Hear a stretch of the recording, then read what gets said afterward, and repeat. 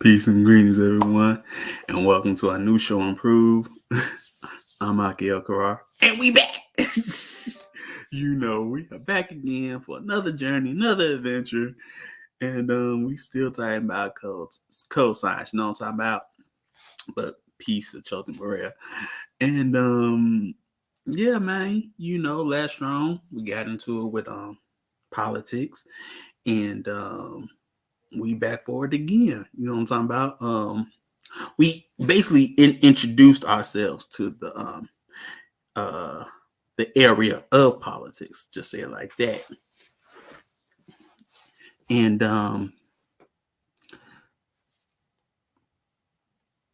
I have to reiterate that politics is not what you think of when we are actually taught politics. It's not basically political science according to you know, Nelly Fuller, it is people relations. So this is all that we are talking about. We talk about relationships with people because that's what pretty much what politics is anyway. You know. Um so that's what we got into last round, and then we gonna keep on going with it. You know what I'm talking about? But peace, Master Mentalect. So let's just get into it.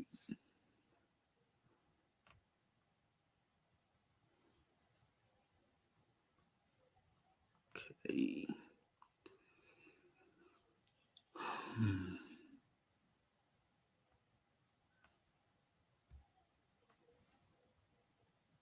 All right.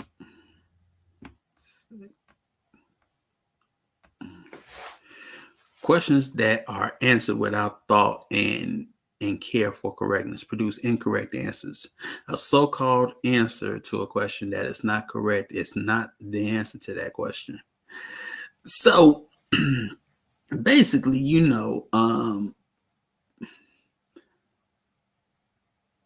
have to think first, you know, um, because questions that are answered without thought and care for correctness or balance between uh, people, creatures, and things, produce incorrect answers. Thus you do not have pretty much so-called questions in the sense where global questions like global warming. Nobody can really answer that question, and it all produces incorrect answers. Because nobody really thinks or care, for the correctness of it all. You know what I'm talking about? And basically, you know, um, an answer, that is not that does not have the balance of things or creatures and things. That's not an answer to that question. So you always get questions that people or answers people give, but they never actually get to the root of the question or answer the question that you're asking. That's what this sort of speaks to, because they just go around the actual uh, question that you're asking. You know what I'm talking about?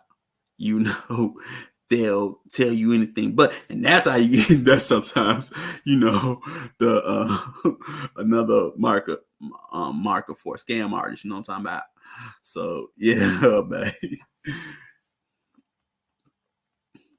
they'll tell you anything but what you really ask them for. That's nothing I can reiterate about. So yeah. Now, I always tell the truth about what your ultimate goal is. Do not pretend your ultimate goal is to place white supremacy with justice, when in truth, your ultimate goal is something else.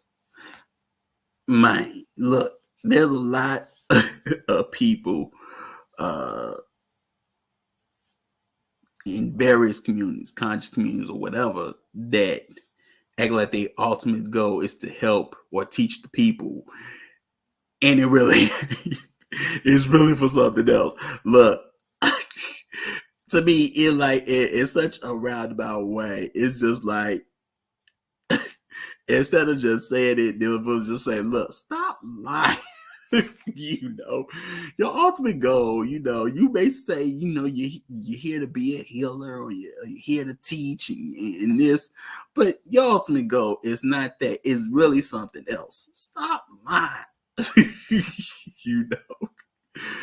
I always tell the truth about what your ultimate goal is. You know what I'm talking about?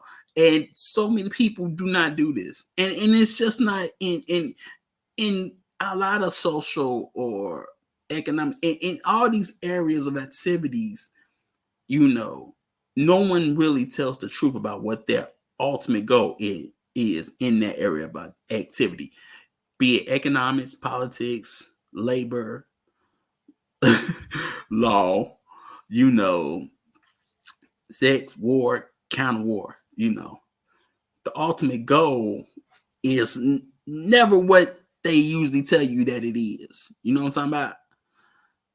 So yeah, but like it says, I always tell the truth, about what your ultimate goal is. Don't pretend. you know.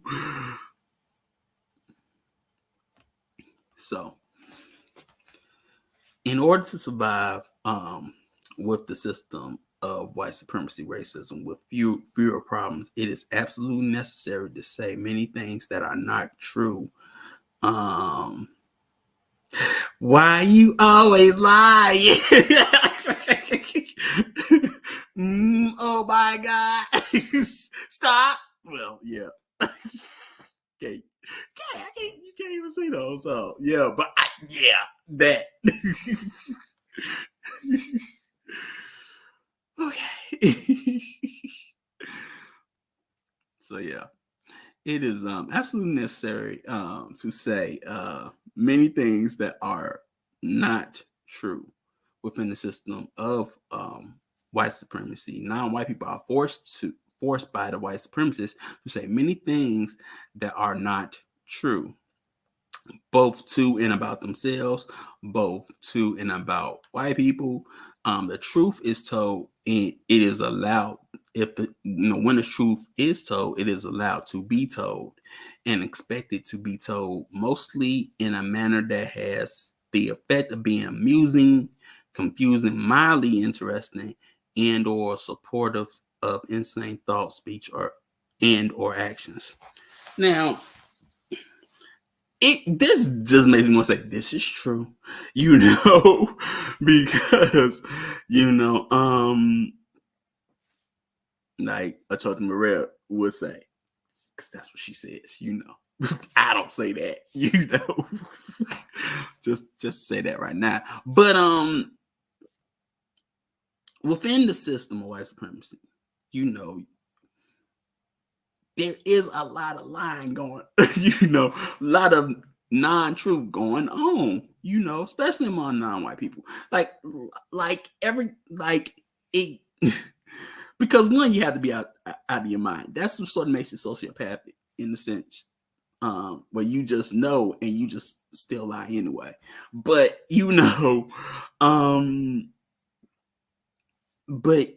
but an example of this primarily is that, like, you ever realize how you find out certain truths about people or current events, and it's always told sort of in a manner of like a movie, TV show, or something like that. It's like a big groundbreaking truth that you didn't know before, but what? Because it's in a movie or whatever, it's amusing, it's entertainment, and it's mildly interesting, but it's not like it sticks with you. It's like, oh, okay, move on. It never sticks out in your head on how insane the dominant culture can be, you know what I'm talking about, and make you want to rethink, your situation and your life and things like that. It's just like, that's, oh well, I didn't know that, something like that, like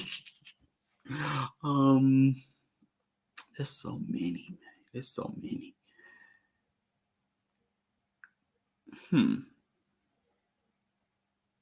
Let's go with a mild one, like, child labor. Child labor. How was that? How did we sort of figure out about child labor? Oliver. Like, that was real. Child labor was real, right? you know. Peace. Choti Yabe. He already did it for me. Alien. Alien. No. Alien. Yeah. So, but like Oliver, what I'm talking about. But child labor was real. Like, look, either you was working in, these these slum factories, and you weren't going to school, or you were working, on the farm. Child labor was real. And nobody cared. You know what I'm talking about. But what? It was told in a way that was amusing, entertaining. Please, sir, I want some more. I do anything for you. And then you're a kid, you're an orphan, whatever, and what? You gotta, be basically a stick-up kid, sort of like a stick-up kid. You gotta be a pickpocket, just to survive. And you always, and the only closest thing, you got to, a community is people in the underworld life.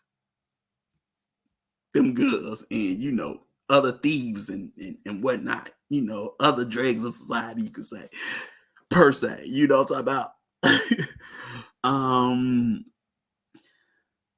Yeah, Chaltenberg.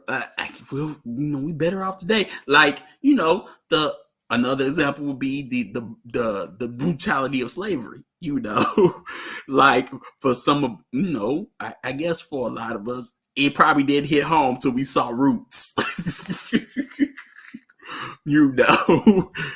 Once we really saw it, but we had to see it with Ben Vereen and OJ and Louis Gossett Jr. and you had an all-star cast, cast, right? What I'm talking about? Or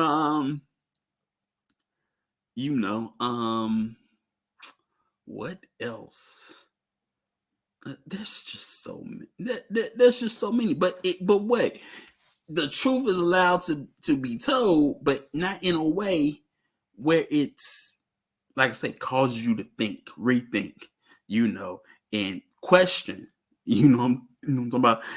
The truth. It's like the truth about the Matrix, but it's like, okay, like, I'm gonna be able to unplug. Oh well, but I know it exists. Shoot, I love the songs. See, hey, musicals, right? Or but like I say, man, like I said, there's just so many. Like I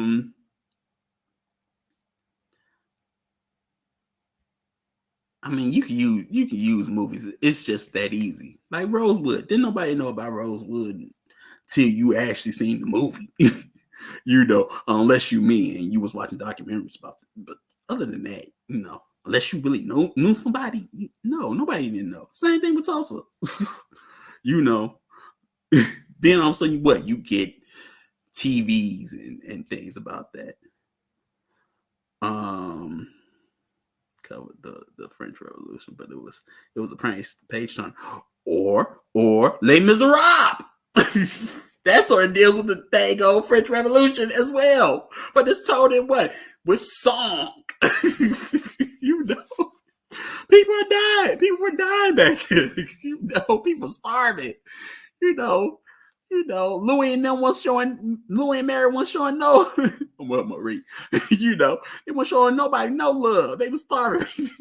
They starved people, to the point where it's like, okay, we gotta get these people out of here. So yeah, man. Peace, Chief.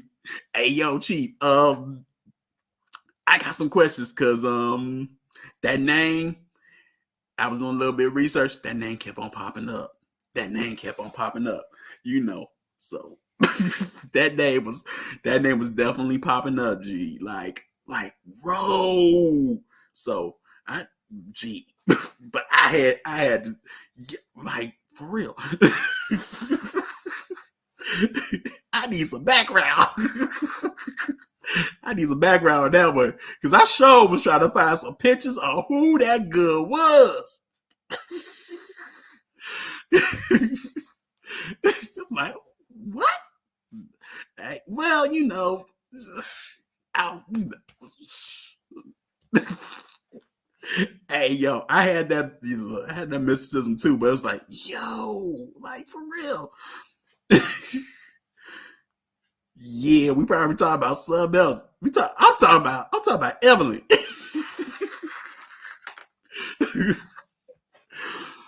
But yeah, uh, but yeah, was set in Skid Row in the 30s and again in the 80s. Now Skid Row is now Skid.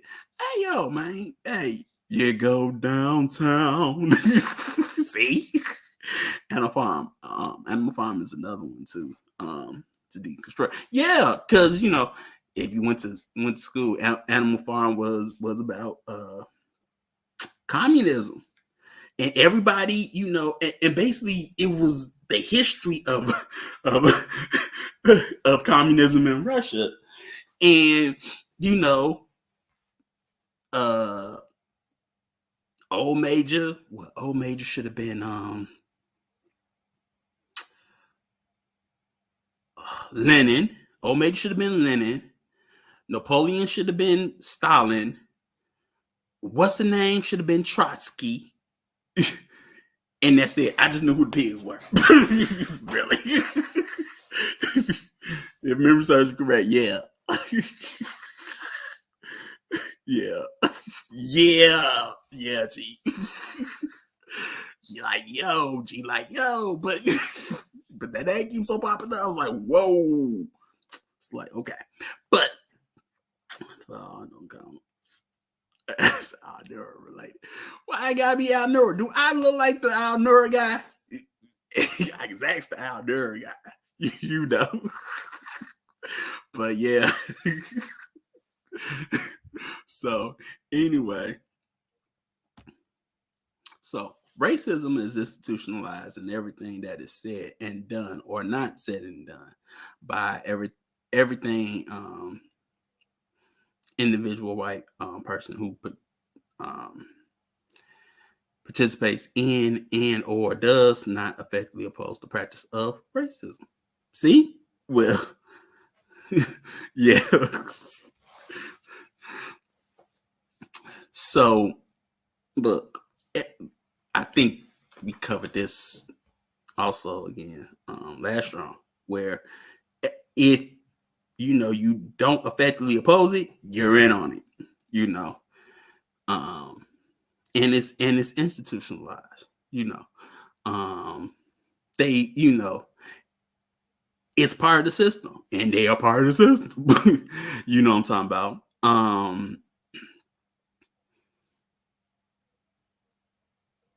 There are those, it's sort of like the hound and the fox. That I try so hard. Oh my goodness. That Malcolm X talked about that. I'm doing Isaac for a minute. Yep. See, but yeah, where he talked about how Northerners are more foxes and Southerners are the hounds. But they both part of the dog family. It's the same thing. You have those that won't oppose the practice of racism. You know what I'm saying? But they won't join it either.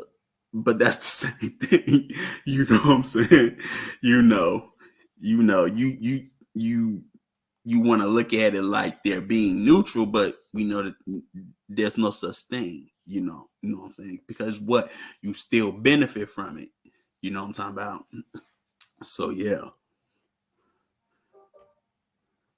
So according to compensatory logic, love without justice does not and cannot exist. Love is justice, and justice is love. Both are one and the same. So, you know, sort of goes back to well, let's go on a little bit. So, love. Now, this is the definition of love in our new glossary, right? Love is the connecting force that binds and will develop as individuals become a unified organism within a community or homestead. Love is an act of obedience.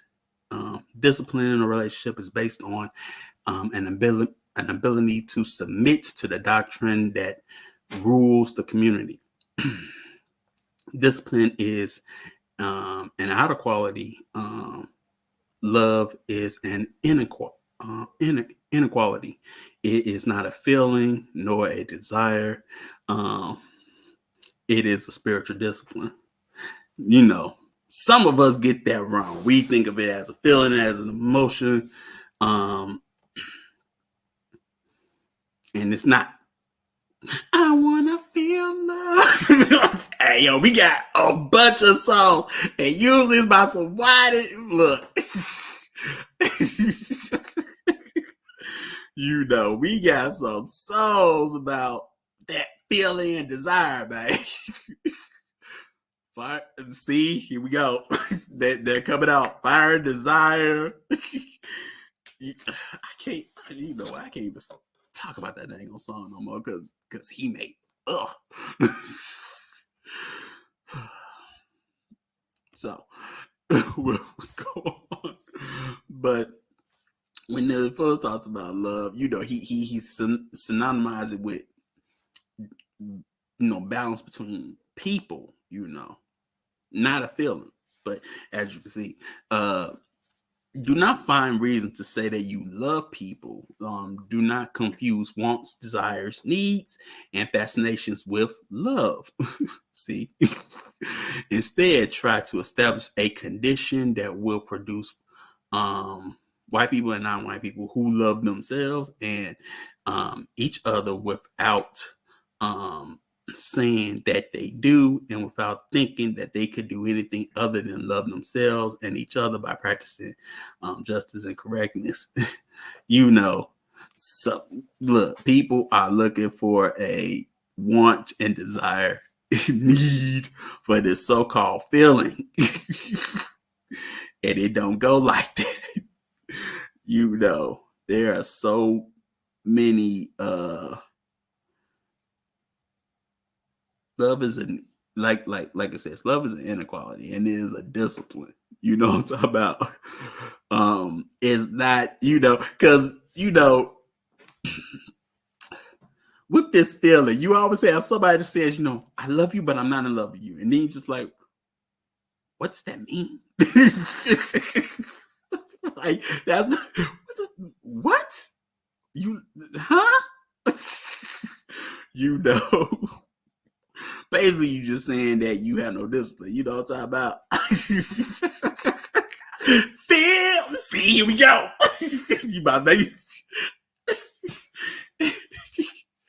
and if I should lose your love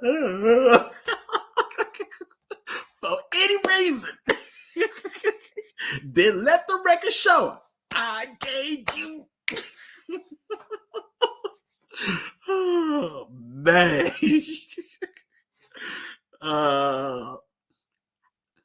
I'm talking about James Brown hot pants because you know that's like the skater's jam. What are you talking about?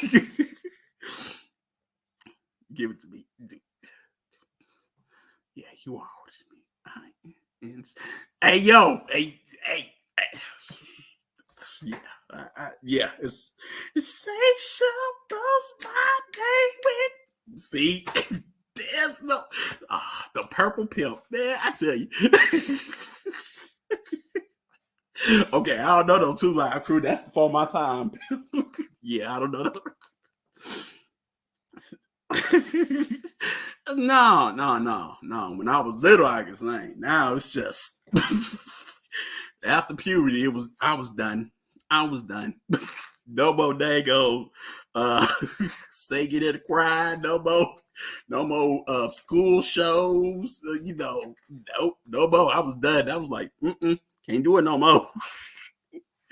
Because that was the only cool thing about me. But not no more. Now I just do it for comical effects. And just because I want to.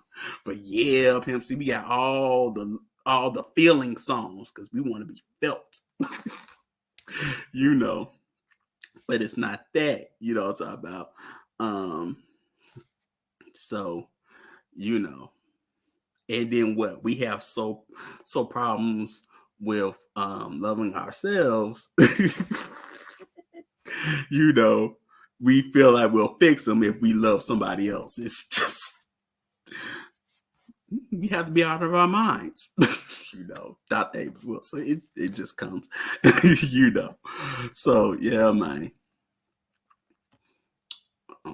Speaking of Dr. Abrams.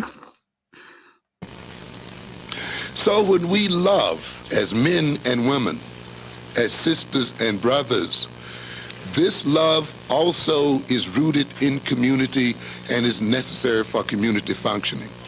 Love, romantic love or whatever love, is not a selfish undertaking. And it should not be perceived as something just between you and your partner. It moves beyond that. It's going to influence more people than just you and your partner. It's going to influence the community itself. And consequently, then, the community has a right to concern itself with the so-called nature of love.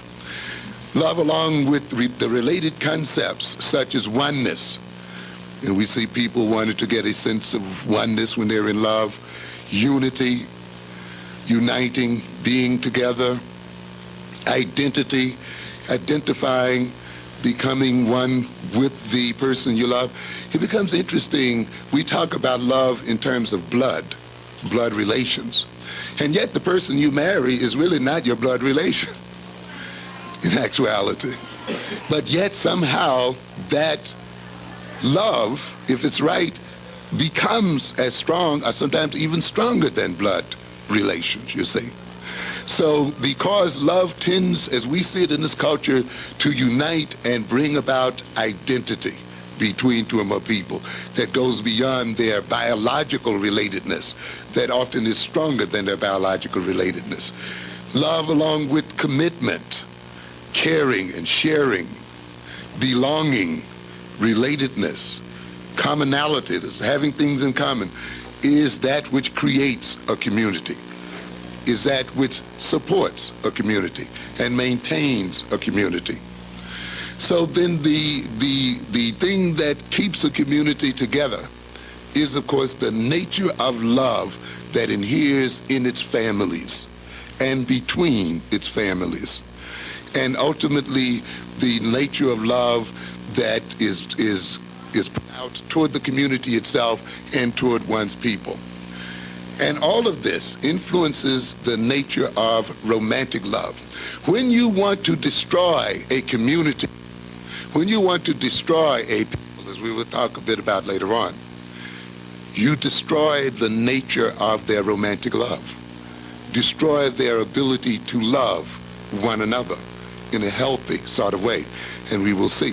When you see and you think about the problems we have as people and as individuals in loving each other romantically, you must recognize in good part that problem and those problems have been set up by a political social system.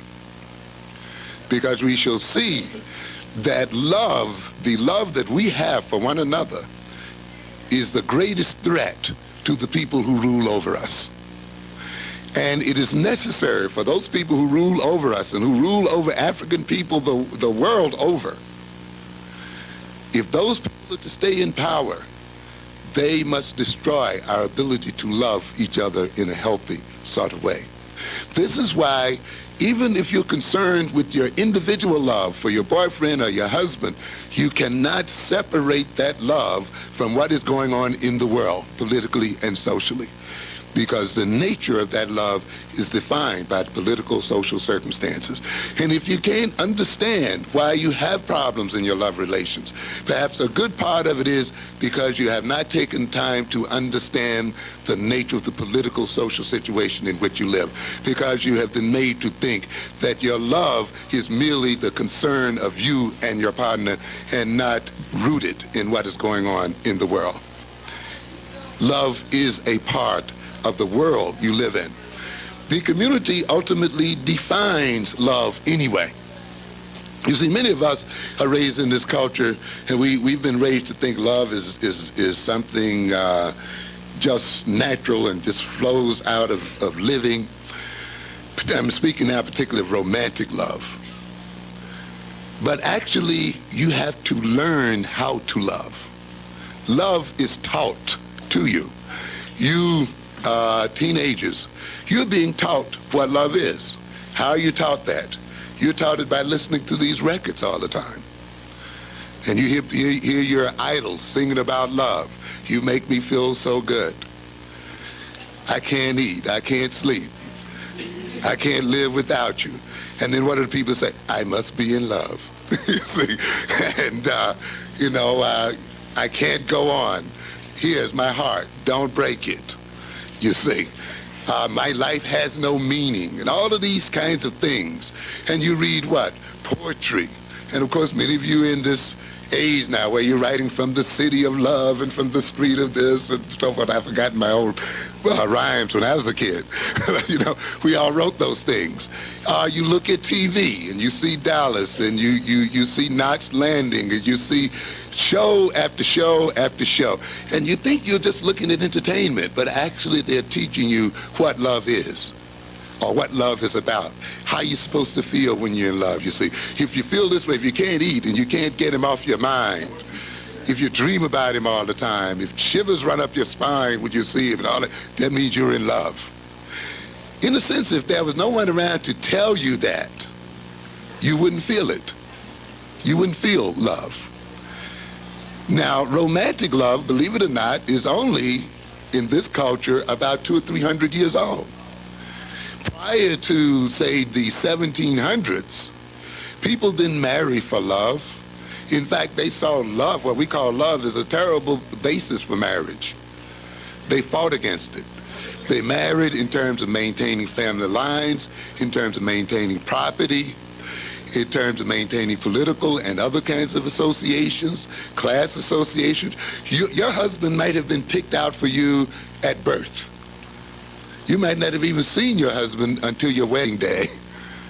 You would not have had anything to say about who your husband or your wife was. That would have been the result of negotiation between your parents, between your whole clan and your family. Because these families recognized that when marriage takes place between a man and a woman, the families are married as well. That you don't marry just an individual, you marry into a family, you see. And consequently, it was the family that came first in determining marriage and marital relations. Now, this sounds very harsh to us today because we've been brought up with this other concept of marriage, that is, you marry who you love. But we can trace the history of marriage based on romantic love. And it, to a great extent, was built on novels and poems, came out of the courts of Europe to a very great extent, which is the reason why we still use kind of the word courting. Many of those people had nothing to do all day but develop rules about how you used to court and how you deal with the man and a woman and so forth. And eventually that worked its way down into society. Poets start writing poems about love and emotion, and eventually the average person started picking it up. As the society changed toward industrialization and so forth, and as families began to break up, where aunts and uncles and 3 and 4 generations no longer lived in the same household, then people started making their own individual choices about who they would marry and so forth. And often those choices started being made in terms of emotions and feelings. We have found out in this culture, though, that merely marrying someone because you love them does not guarantee the unity of the marriage hardly any more than the other forms of marrying people as well. But the point then I'm trying to make here then is this, that even the community you live in defines what love is and teaches you to love in one way or the other. So even in that sense, love is community, and it is a part of community.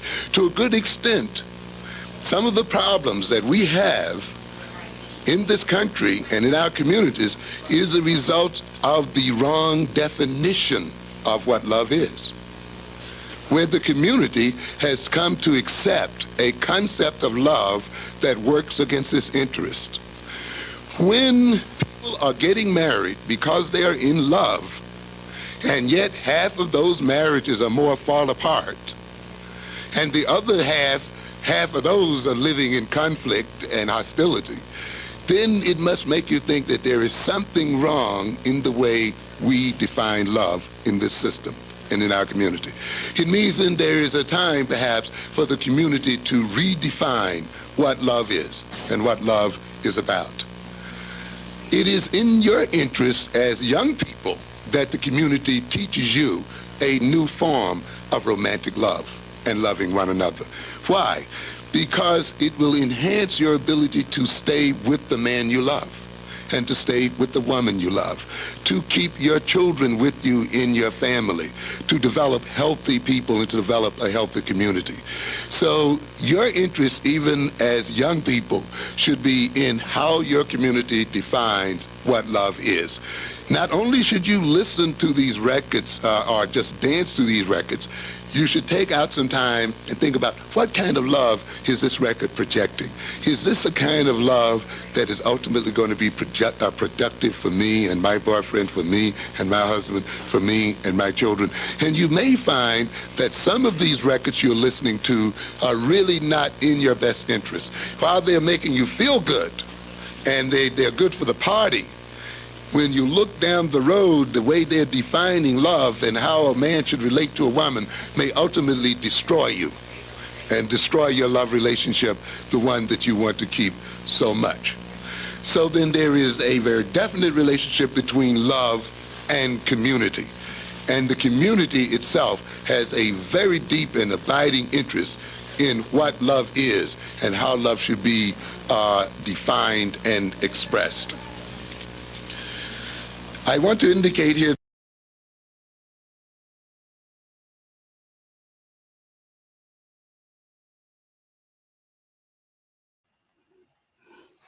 All right, so that was Dr. Amos Wilson, you know what I'm talking about? And mine. Okay. So yeah, mine. You know what? I always think Chief is at these like lectures. I know you got this on tape, you know what I'm saying? But yes, he really did show his versatility. And this is one of my favorites as well.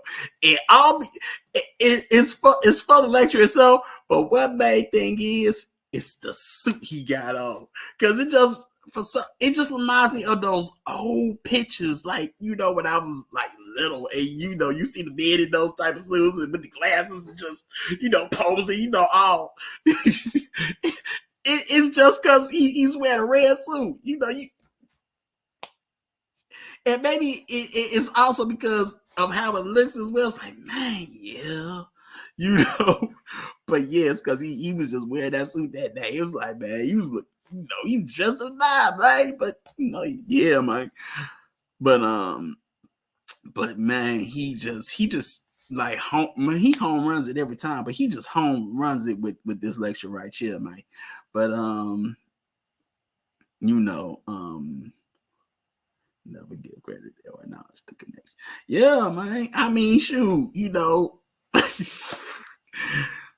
Is this what I mean? It's man, this Dr. John Henry Clark, it's for me, it's just it's just a bunch, it's like all of them, man,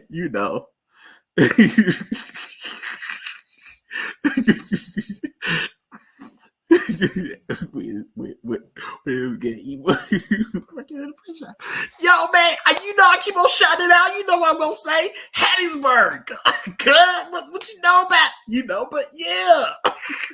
It, why you think I like it so much? I'm like, yep. Southern, that's Southern swag, man. You know how we do it, how we get it, But yeah. I'm always shouting it out. But yeah, man, it was just like, yeah, But yeah. It's very relevant. These lectures, I mean, and it's just not him, it's just everybody. You just gotta say everybody, because there's just so many today. They just stand the test of time, and they just keep on, hitting home. They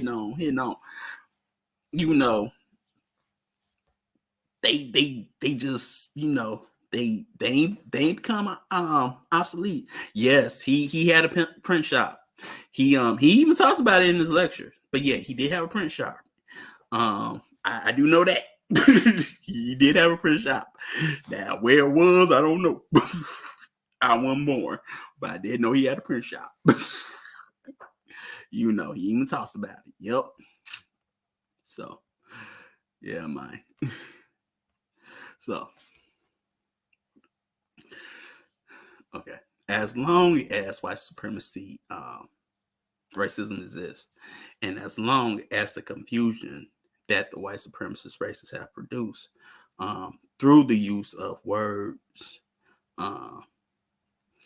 dominates the way that white people think, speak, and act, the word love may or may not have a definition that can be argued upon, applied, and at the same time understood.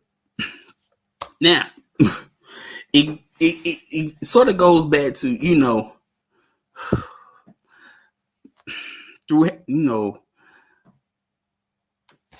our history in this system, dominant system, our outlook and definition on that word has been politically, economically, in all areas distorted because of our reaction with racism and white supremacy and things like that. And because of that, how we define and apply love is also very distorted. if we don't, because what is based off of what? Feeling. Feeling and desire,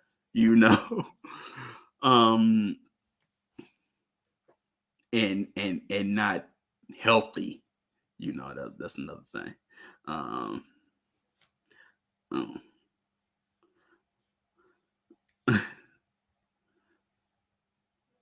Ways to rap people too.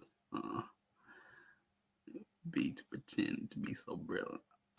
Smart, intellectual. Yeah, you were smart enough. some of us could make it. Well, then again, I wasn't born. So yeah.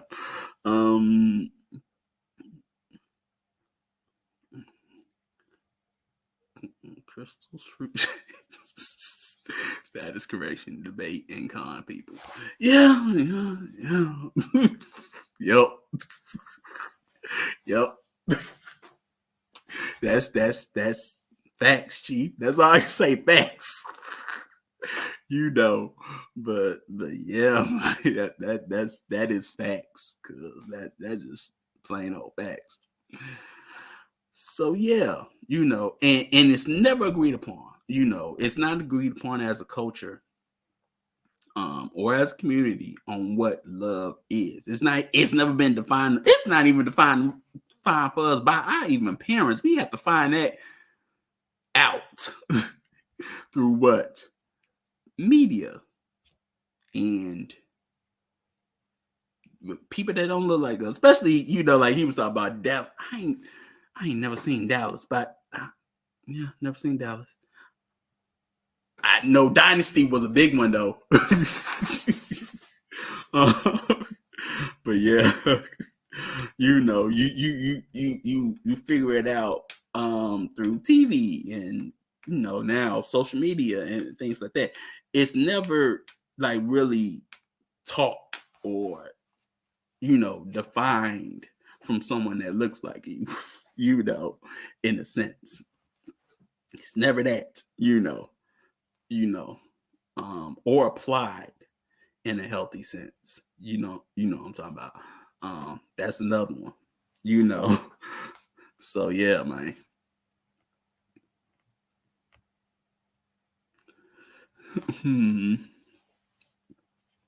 Okay, do not wait until you so-called love or like non-white people before you speak and or act to minimize conflict, or before you speak um, and act to help the person who needs help the most.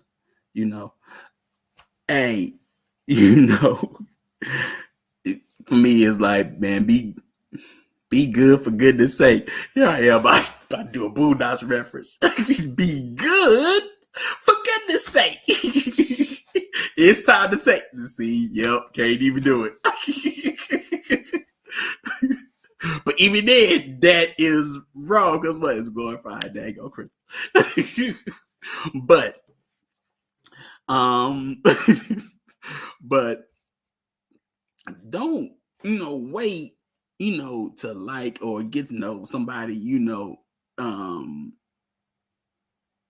before you know, try to, you know, de-escalate conflict, or help, you know, somebody that needs help the most. You know, you do it because it's the right thing to do. You know, you know, um it's not you're not putting an emotional feeling on it, you know what I'm talking about, or a desire. You do it because, you know, that's what you're supposed to do, which we're going to which we're getting into later on in the slides.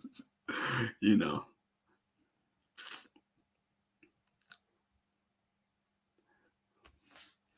all right.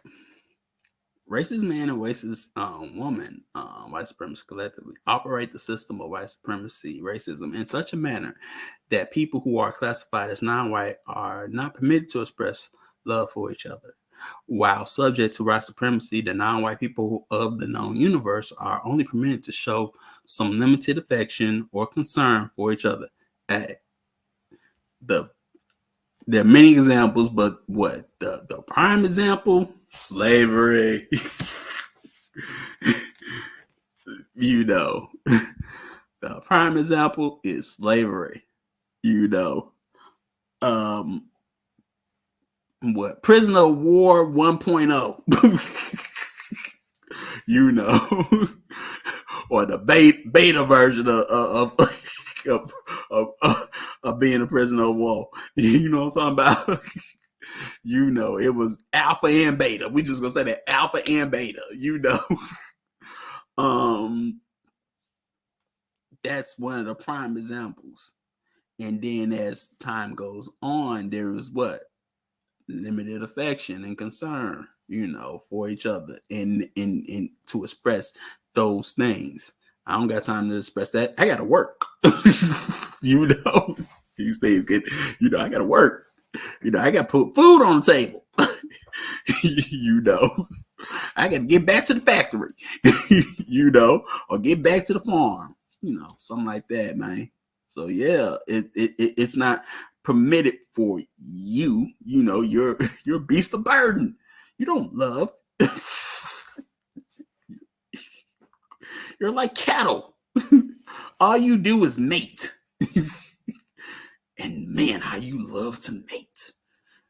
All them kids, wow, you know. But you're not permitted to love.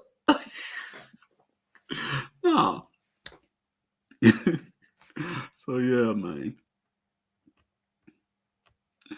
Now, the system of white supremacy functions in such a manner that people are enticed or allowed to express romance, fake love.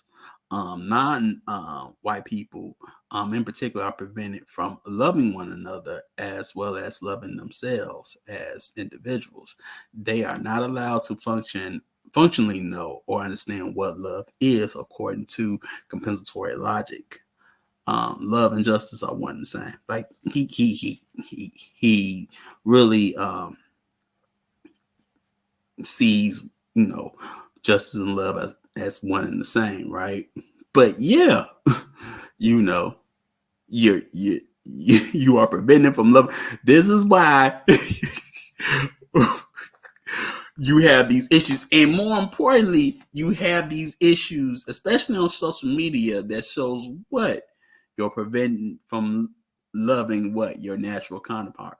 This was so beautiful about the recent podcast on about the pedigree, and it's like, oh my goodness, but you see it goes through the waves, broadband waves and whatnot on the preventing this. Even if it's you talking about it, you doing it in such a unhealthy way. Like everybody's on their soapbox about how they don't like this,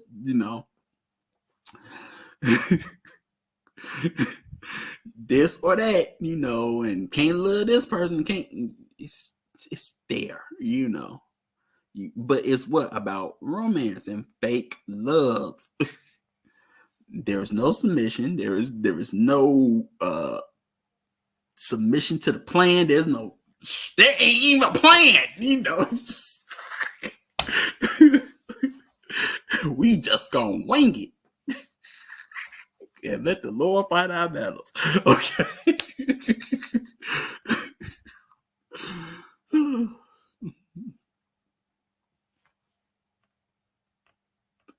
Okay.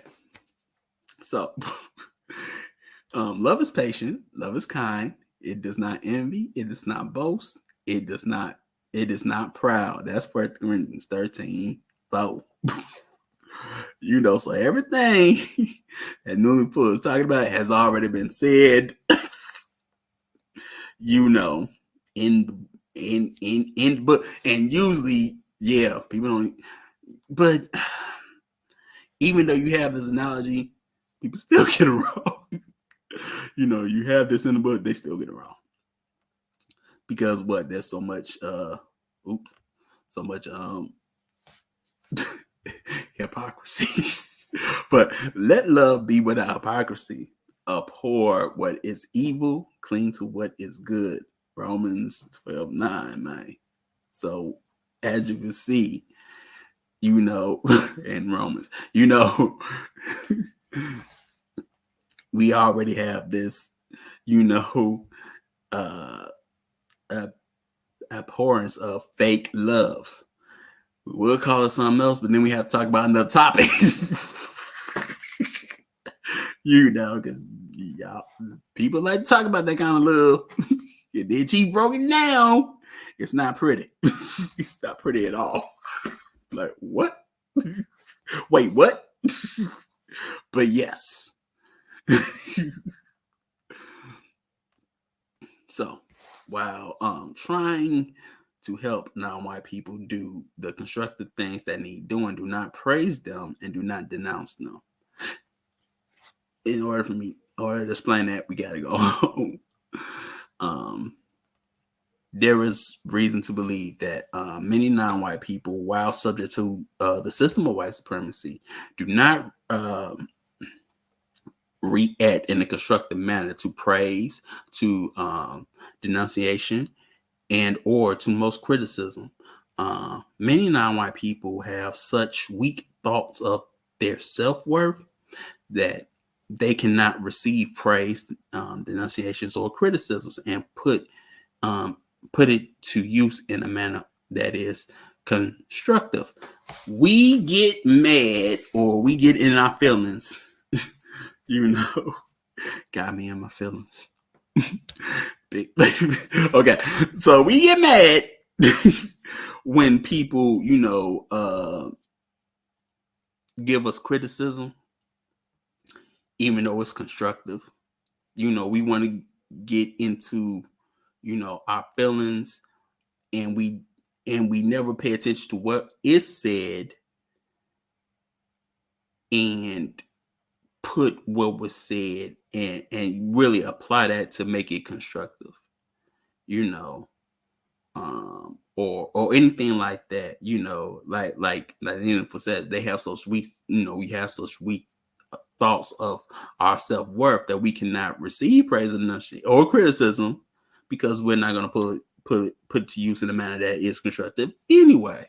So even if you praise, you it's just like, okay, I got praised, I'm done. Don't have to do that no more. No, you still got to continue doing it. Or if you criticize, you never work to be more, constructive, and work on that thing that was criticized or denunciated, man. Often praise goes into the lower root chakra, and like Chief I just put it up there. So true. Often praise goes into the lower root chakra, and criticism goes to the same place. None of those useful fuel to ascend. Exactly.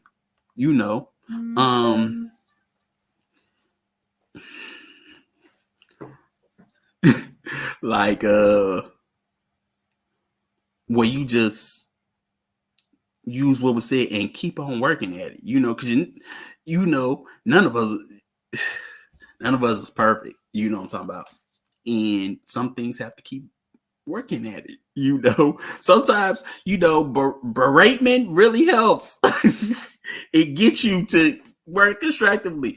Hey, yo, if sir, well, if my father did not berate me on how I did my math problems, I would not probably be as smart as I am. I really believe that. If he did not get on me and really, you ain't doing the work, but he said something totally other than that, but dang, how, yeah, I can't do it. But yeah, or that, or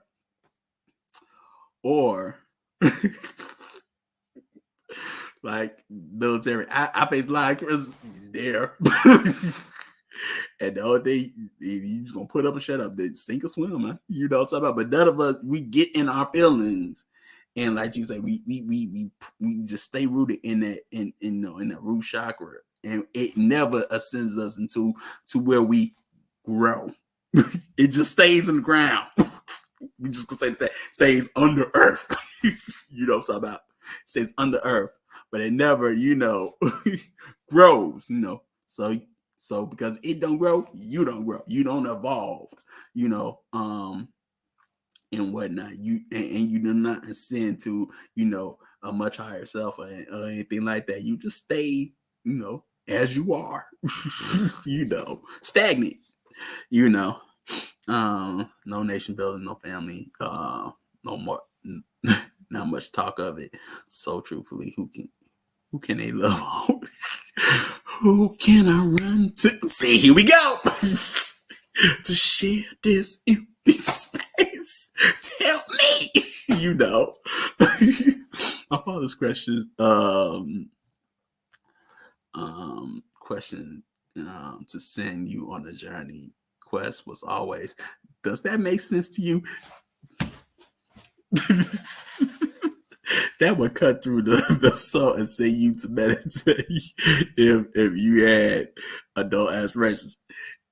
My dad said the same thing, and then he would say, what's so hard about that? What's so hard about that? See, here we go.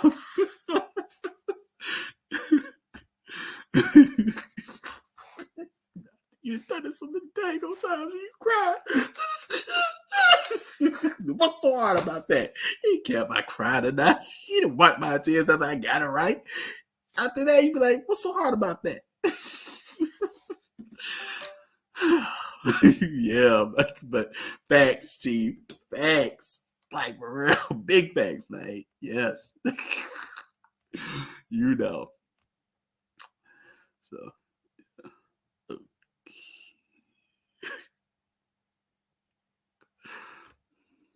There are different views about respect, and there are different definitions.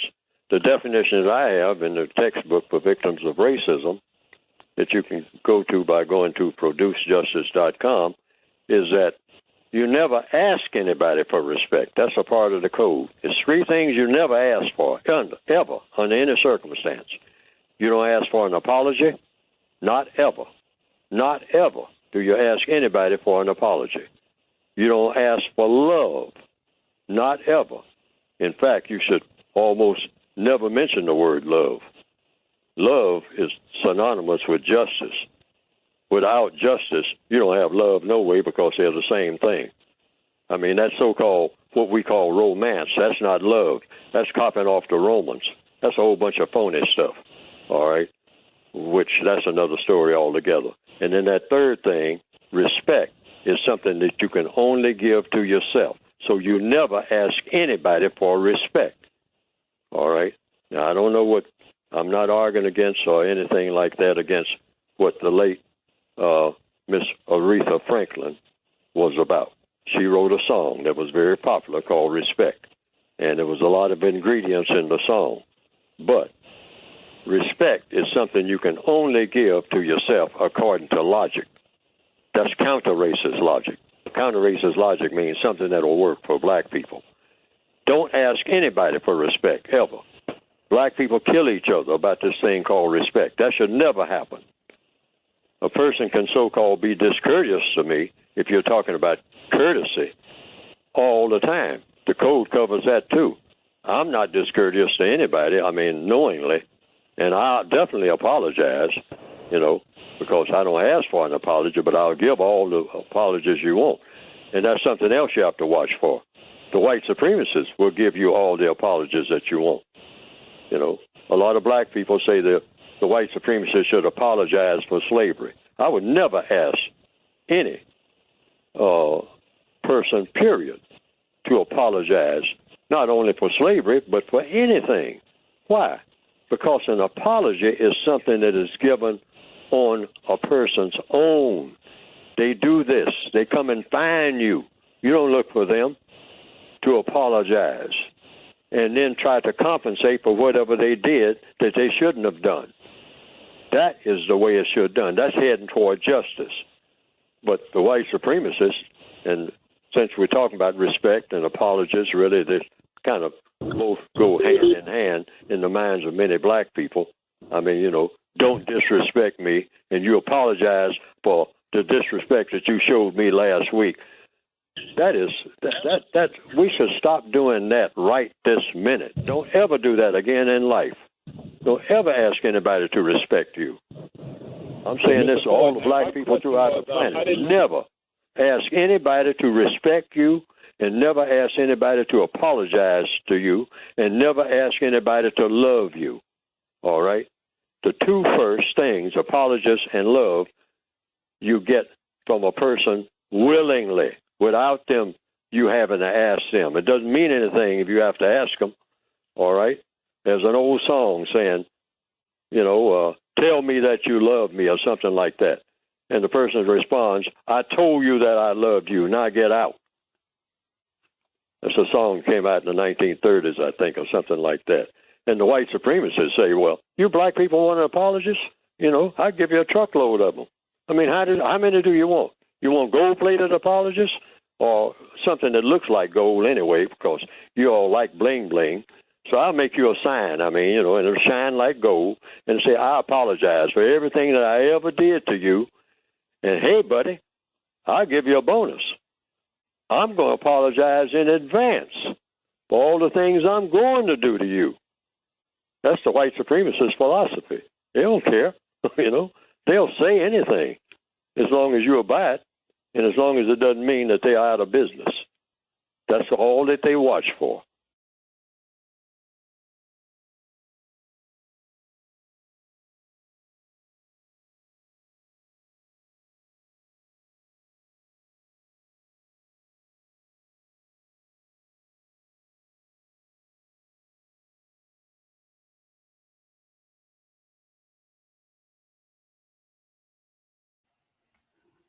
Okay. So that was never full. And well, Chief already answered it for Children Moran. But yes, Satan in the morning. See, here we go. I'm sitting. See, love that song. But yeah, but you know what? That reminds me of a song. Well, at least because I'm younger.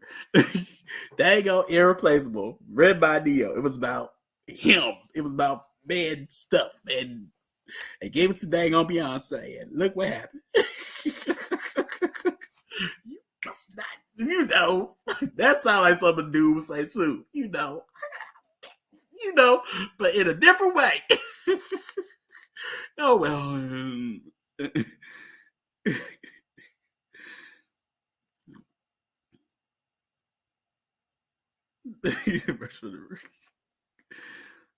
All my money, but all what you do is give it. You wanna come on? Oh, oh, okay. But you know what? I did not know the original. I ain't know, but you, yeah, yeah, yeah, yeah. Sound like something. Yep. Mm-hmm. Something. Yep. That's all we want. Some probably won't vote that, but you wanna come on. Just a little bit. Just just See, yep.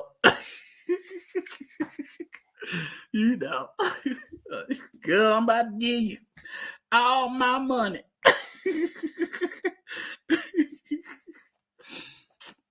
Okay. Hey, y'all. So yeah, man. Okay.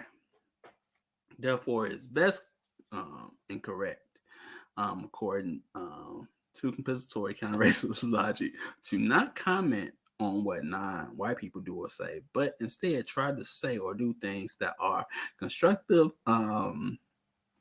constructively effective in replacing white supremacy with justice, balance between people, avoid all non-essential remarks about what other non-white people are doing or not doing in regards to opposing or supporting system of white supremacy.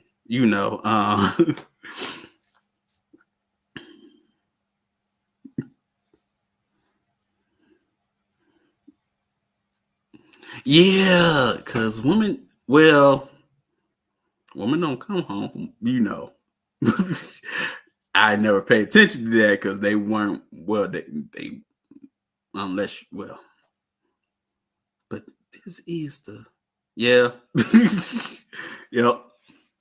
That was the tall tale sign. I should have paid attention to that. Yep. So yeah, man, like for real. The song told you right there. But then again, it's like, well, if you're black, but then again, if you want us, yeah, the woman, they come out. But then not like that. So yeah, yep. Never pay attention to that part. Mm-mm. But yeah, we have the who she was giving her money to. I ain't gonna say that baby. She had a pimp. Well, hey yo, baby, she had a gorilla pimp that wasn't. Thank you. Get back on. Bad though. Okay. Anyway, because avoid talk, non-essential remarks of what other white people are doing or not doing in regards to opposing or supporting system white supremacy, because it causes what? Conflict.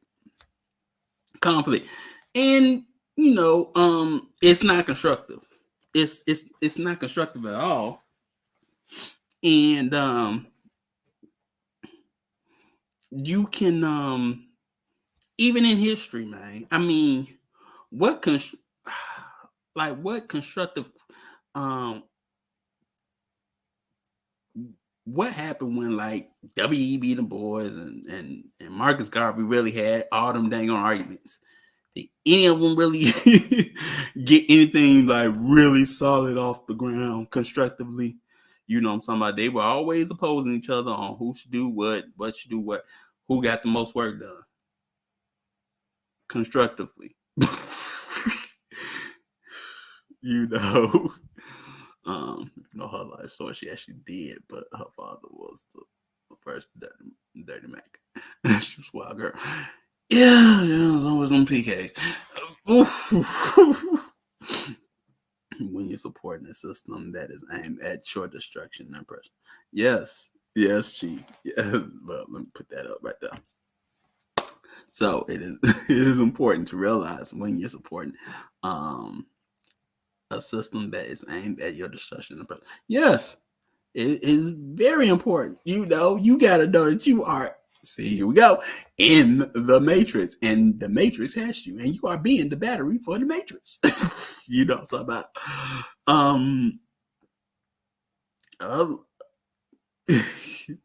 Right, those old leagues were pent by government agencies. Some were financed by those. Exactly. You know, it was Hoover and them. But yeah, not the Hoover I know, but Hoover and them. Almost said J. Edgar. You know, pitting them against each other with they ops. You know. But yeah, nothing really got off the ground, and no one stopped to say, "Hey, yo, who really did you really?" No one got together and said, "Did you really say that about me?" And you know, like, yo, you know, like really have a talk, you know, and realize, oh, it's, as they used to probably say it back then, it's the G-men. You know, that's what you called the feds back then, the G-men. You know, it's the G-men that's doing it. You know. So yeah, man. Yeah, you know, you gotta know, you know, whether you're supporting the system that is destroying and oppressing you. You know, you gotta know that you have. Are you still? Shares Ali got a book back. Are you still a slave? You know, I know we usually, you know, that. You usually talk about, you know, the Black Man's Guide to Understand the Black Woman, you know, the classic, the masterpiece, but she got other books, and that is one. You know, one that's not talked about. But yeah, man, slave mind. So in the known universe, either people do what they say they do or they do not. Most of the time they do not. When they do what they should do, it only means that they are doing what they should have been doing all along. This is true, as the Choti Maria would say. This is true because usually when we do what we were supposed to be doing all along, what do we want? Praise. We want praise for doing what we were supposed to do all along. And then what? We'll get mad if you don't praise us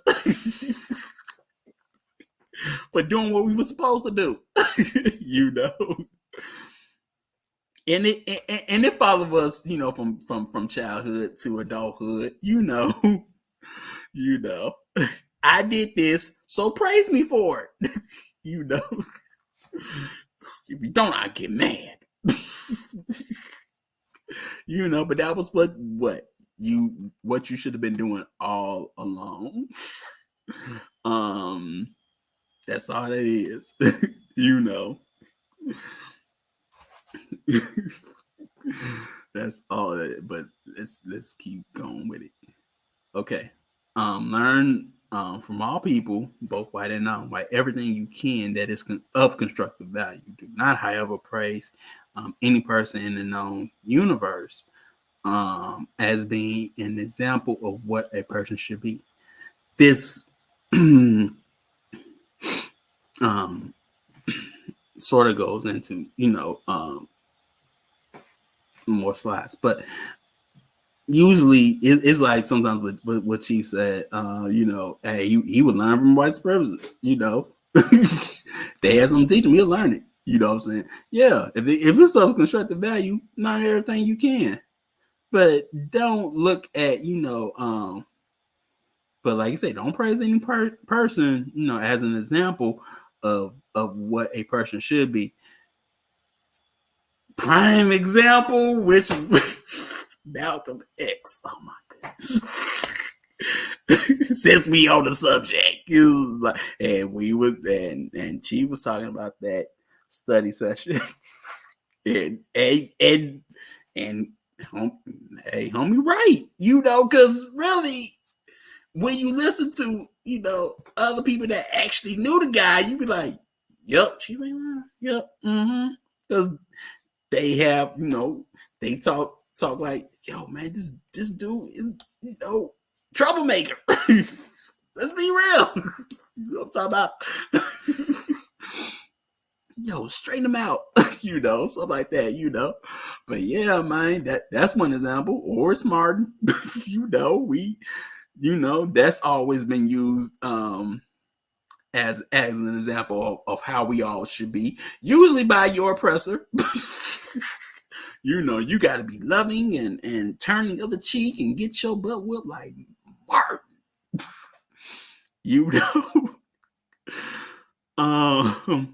Or you got to show your feminine side like Drake.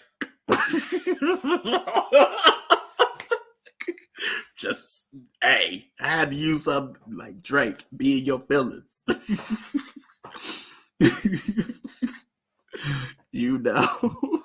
Like that's an example, something like that. Man, it's so many, you gotta whine like Keith Sweat. I mean, what? This is just all there, But yeah, but mostly to say that, one, humans error, but also what you're never, at least because of the dominant society, you're never going to get a pure solid black image. Every leader that you ever had has chink in their armor, man. Like they really do have chink in their armor. They got something like it's there. Oh man, the Chief said that stuff. I was like, yo, like, but I mean, if you it is what it is, but yeah, man. But yeah, you're never gonna have a real black male image. It's just not there. It's not there at all. You know what I'm talking about? So, stop calling anything that a non-white person does or says great or something to be imitated for no other reason than that it was different.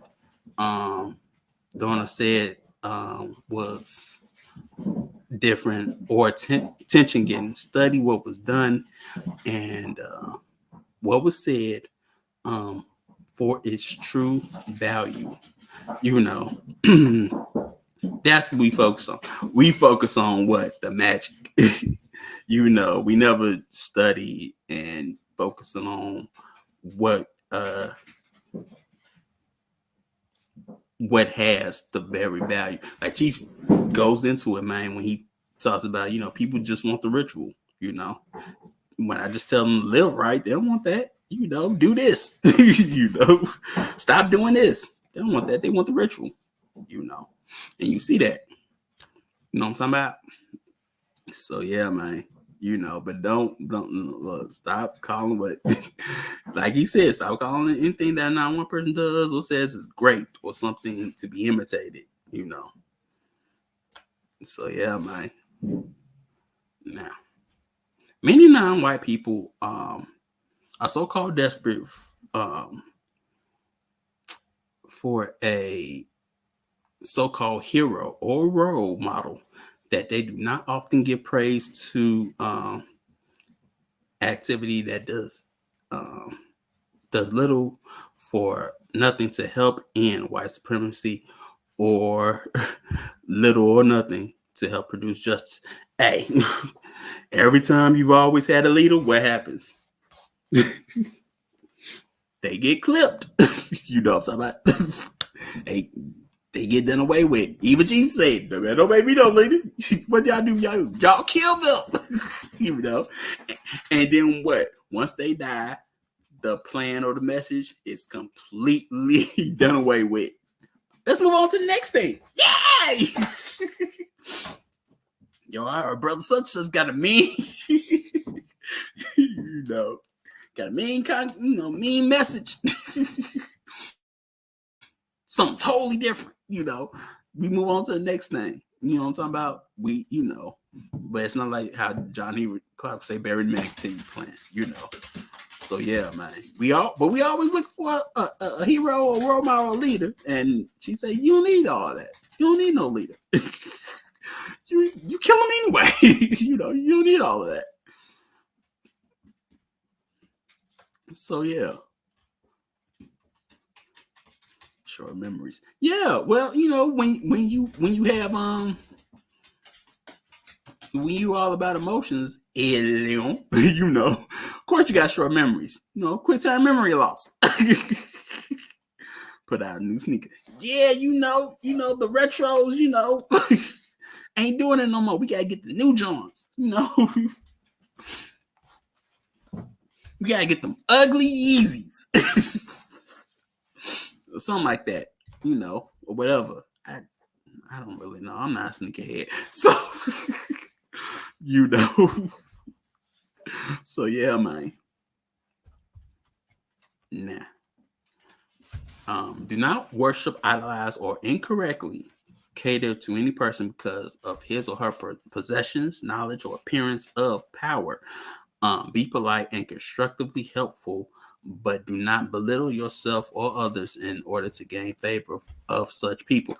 Yo, don't be we'll just say sycophant. Big word.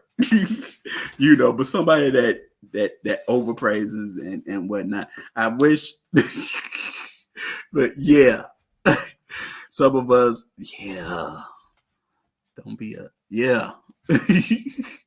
you know, but yeah, do not worship Allah, because what we want to lead us, or what we want to lead us, so what we can worship, and I don't. Dang on King David. We're not like any other nation. The Lord of hosts is both our God and our King. And the people said, but we want a king we can see. Saul. You know, but yeah. So yeah, man. You know. But yeah, don't belittle yourself and others to gain such favor, because people will do that. They will do that. To say it like that, to gain such favor with them, only to realize in the end that what you getting conned, man. You know what I'm talking about? They're conning you. You know, looking to take your money, whatever. Oh, what else you got? So during the existence of white supremacy, racism, it is at all times, and at every opportunity, correct to speak as if the only nation government that exists in the known universe is the nation government of white supremacy, the race nation, the white nation, the race government, etc. You know, yeah. Well, hold on before I say it.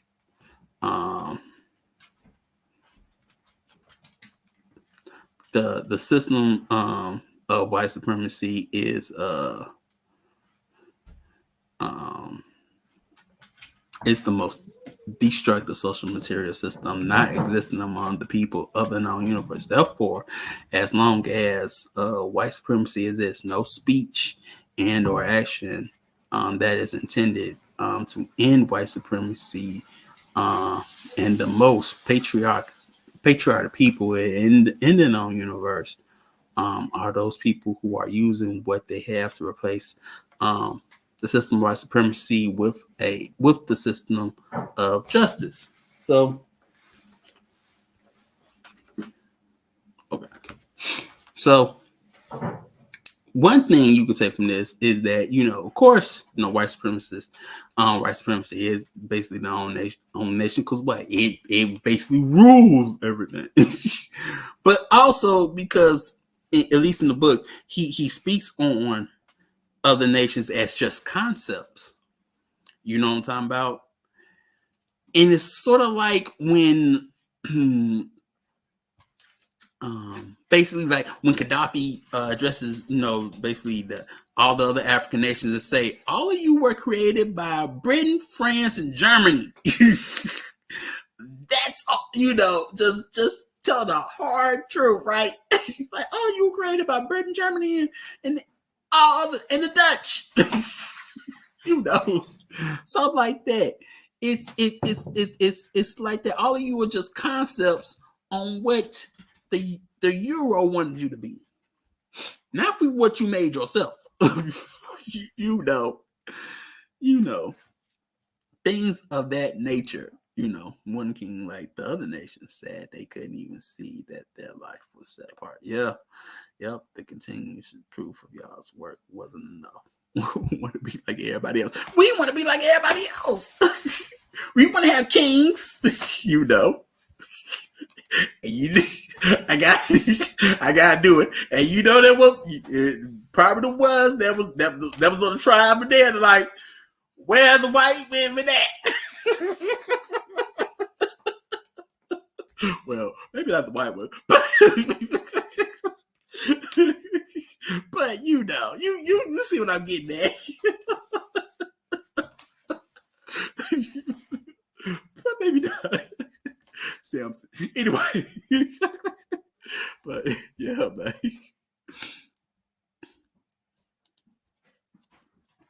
The name or title of the only form of government now in existence among the people of the known universe is incorrect government.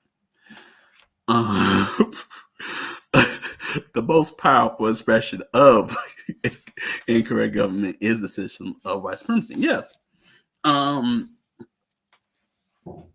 look at what it's when you look at the system historically as a whole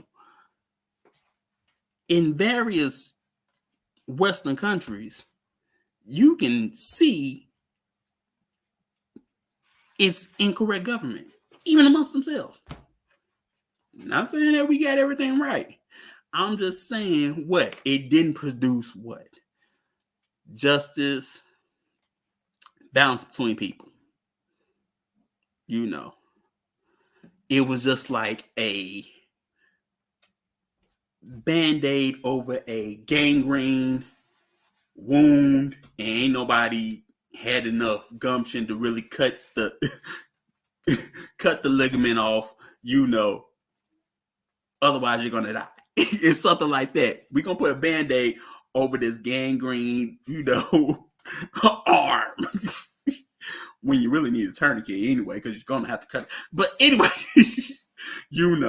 But no, let's just put a band-aid over it with dinosaurs and something like Barbie, whatever. I'm talking about? Say correct. Speaking of that, even as your leaders, what Barbie movie come out? What every girl want to dress in pink and dress like their own type of Barbie.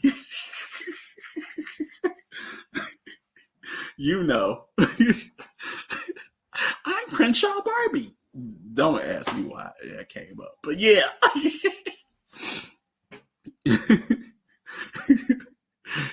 Things like that.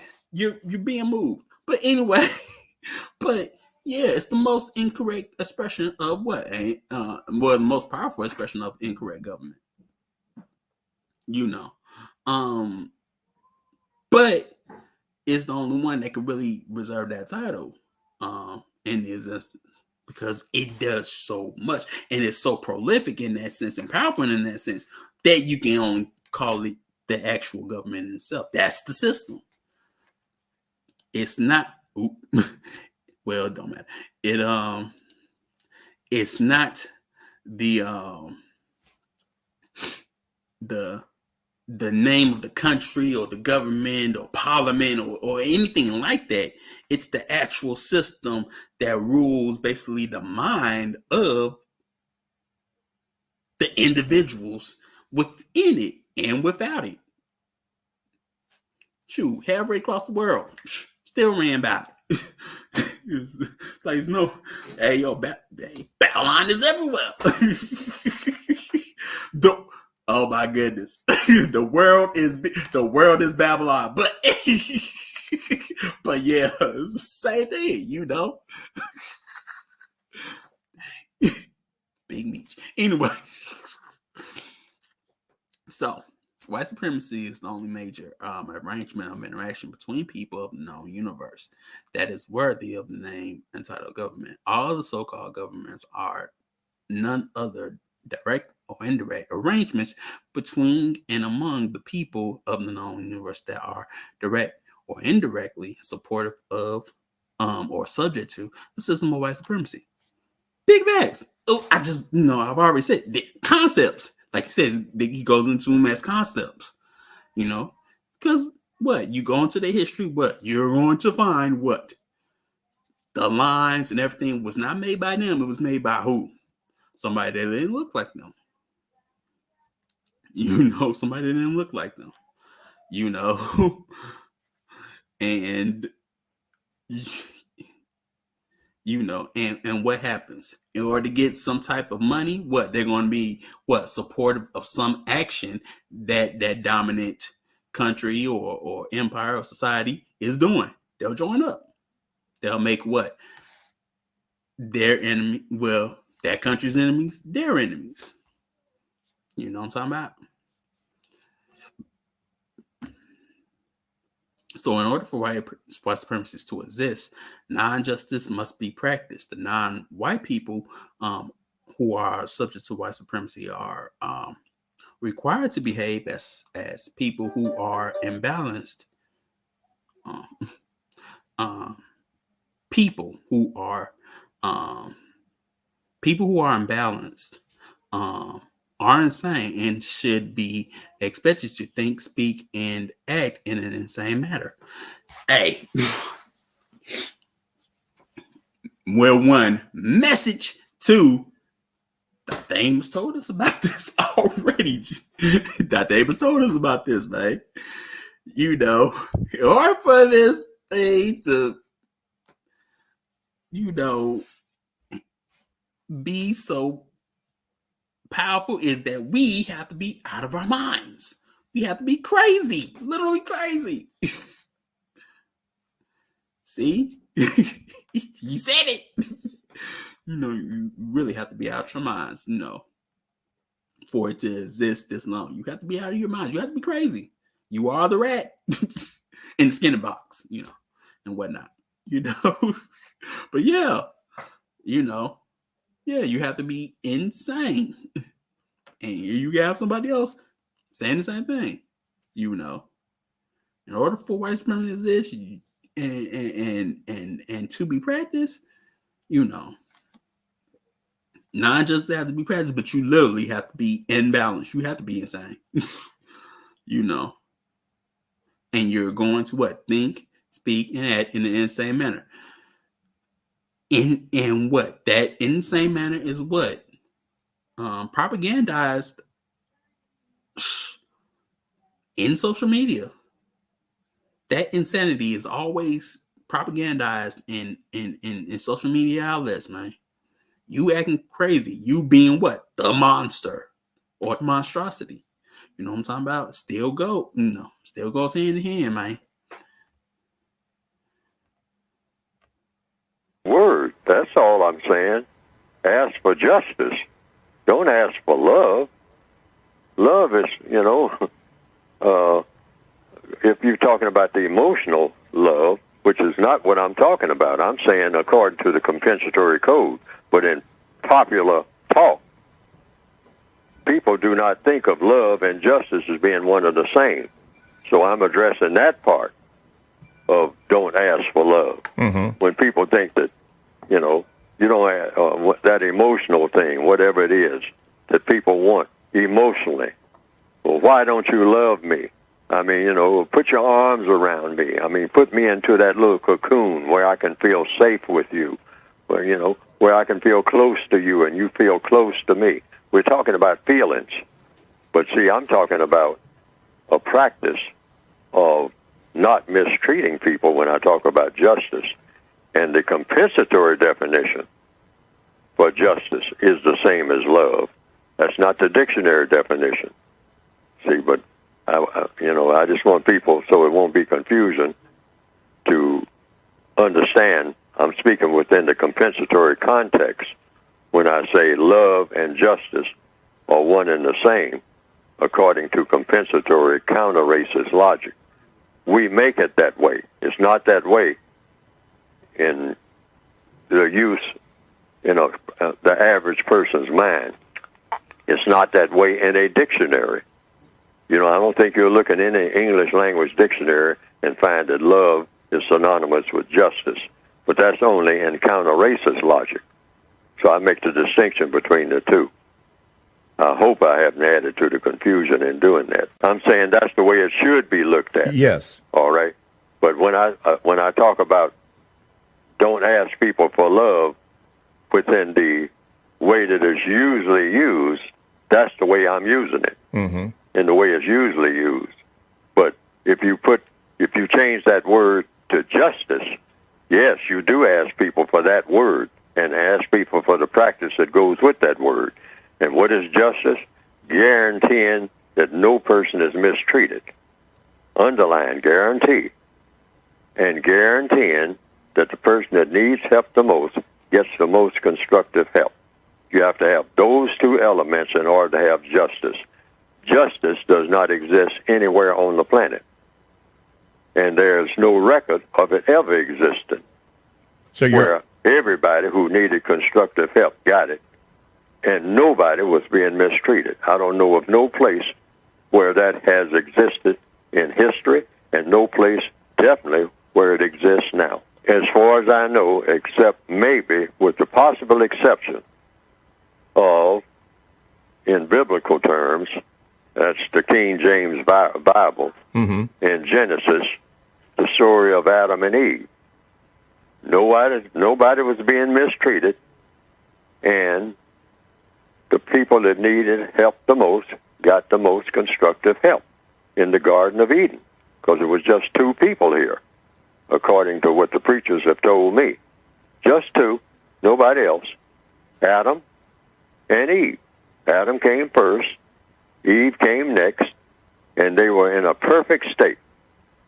They didn't want for anything, any kind of help that they needed, they got it, and they didn't mistreat each other. But something happened. But something happened. Yeah, we'll get to that. All right. At the and ever since then, according to preachers themselves, everything has been all messed up. Alrighty. Nothing has been correct, according to many Christian ministers.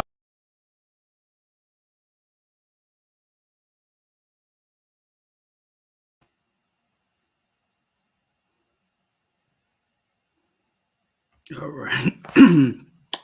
So that was Nilafel saying, don't ask people for love. You know what I'm talking about? But these David Kyra, I already know what I'm talking about. Already, bro. You know what I'm talking about? Already. But yes, Elio, when you put that, of course the song came by. Looking good, pretty tight. Tell me, is that it? See, it's there.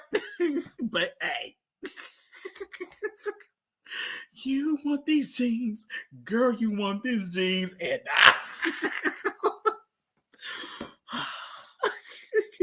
see what's up in those jeans. Man, that was but she can't ride in them. Mm-hmm. Mm. Whew. Mm. But yeah, and then what? You gonna wear something on your head that's really gonna, destroy your natural hair and give mess up your hairline. But I mean, with that glue and whatnot. But yeah, you gonna wear it anyway. You weren't really meant to have that type of hair. But yeah, hey, you know. but yes, gee, we know. Well, look, I don't. I say it a different way, but I don't wear skinny jeans. But you can figure it out for yourself.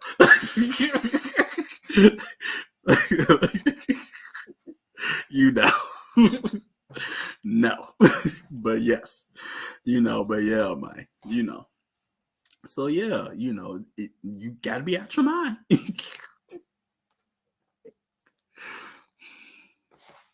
So, okay. But oh man, I guess it didn't say. Anyway. But okay. Join us next strong when we would go into the final installment of politics, which is politics part future. No. We'll be getting to part 3. Part 3. See, I'm already thinking 2 steps. So we'll begin in part 3. There we'll be talking about Black leaders and spokespeople and things of that nature. You know what I'm talking about? And don't forget that we have midday affirmation.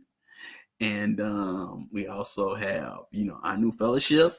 And hey, yo, Chief y'all podcast. Hey, pedigree, pedigree. Like that's that man. I listened to that more than once, man. Yeah, cause even Chief like, man, that's that's against my pedigree. Oh, I think of another thing when he says it's against my pedigree. I'm like, but hey, I'm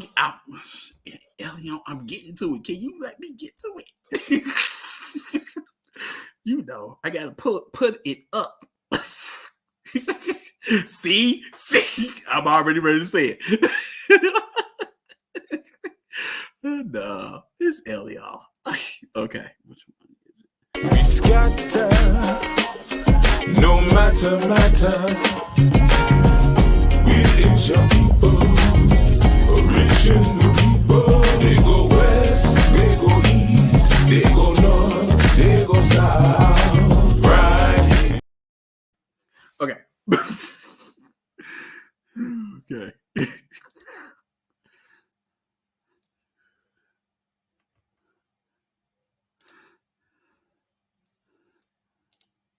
So, also we have our new retreat coming next strong. We gonna be in that NOLA, you know what I'm talking about already. That Louisiana, So come and enjoy, come in fellowship, and hey, make sure you bring a musical instrument, for the ensemble. What I'm talking about. It's very refreshing.